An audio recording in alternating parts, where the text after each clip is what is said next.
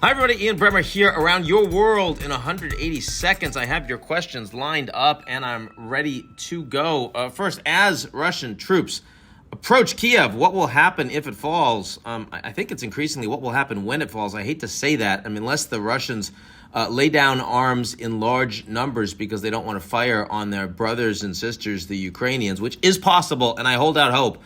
But it doesn't look very likely thus far, and Russian force will overwhelm the Ukrainians as it is buried upon Kyiv.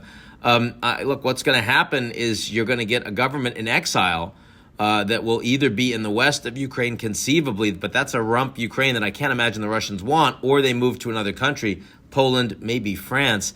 And then we have a proxy war going on where the West is continuing to provide weapons going to partisans on the ground in Ukraine. This does not get better. This is a full economic decoupling from Russia with Europe and the United States. This is massive economic damage to the Russian economy, the Belarusian economy, of course, the Ukrainian economy too.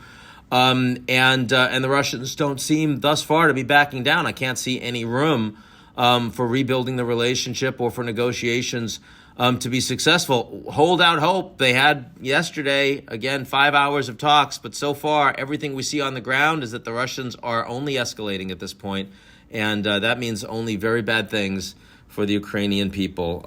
How has the West reacted to Lavrov's UN speech? We're talking about Foreign Minister Lavrov, Sergei Lavrov, who is no stranger to the United Nations. He was ambassador to the UN for Russia for about a decade and was one of the most effective ambassadors on the ground in the UN. Everyone had respect for him, even if they didn't like him.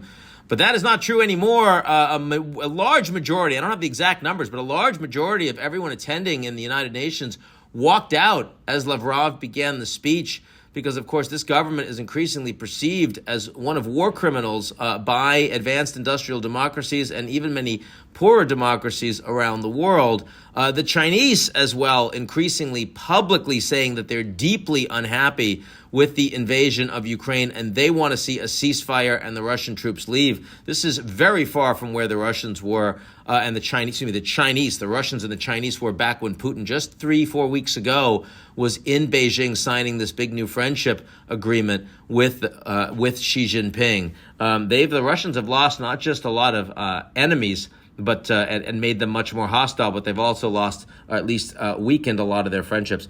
Will Taiwan be the next Ukraine? The answer is no.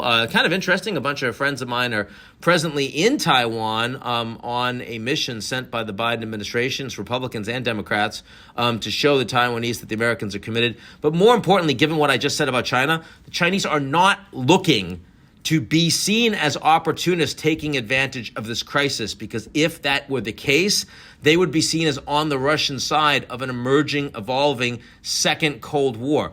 Absolutely not where the Chinese are right now. So I actually feel that Taiwan is, I wouldn't say comfortable, I wouldn't say sitting pretty, because long term, the power imbalance away from Taiwan is very clearly in Beijing's favor. But on the back of this invasion in Ukraine, I'd be stunned to see an intervention that made Taiwan into a real additional crisis. I really don't think that's something we have to worry significantly about. That's it for me. Talk to y'all real soon.